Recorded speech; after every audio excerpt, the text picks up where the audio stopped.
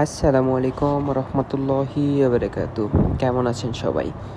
এটা হইছে মালয়েশিয়াতে একদম সস্তা মার্কেট, যার মূল্য সব কিছুরই হয়েছে আপনার 2 টাকা 60 পয়সা, যা বাংলাদেশের টাকা হিসেবে যদি আপনি হিসাব করে দেখেন তাহলে 74 থেকে 75 টাকা এরকম। এটা হয়েছে ইন্টারন্যাশনাল একটা হয়েছে ব্র্যান্ড। তো এটা নাকি বাংলাদেশেও হচ্ছে খুলবে। তো বাংলাদেশে এটা খুললে কেমন হবে অবশ্যই কমেন্টে জানাবেন। আর এখানে নিত্য প্রয়োজনীয় জিনিস অনেক সব কিছুই পাওয়া যায়।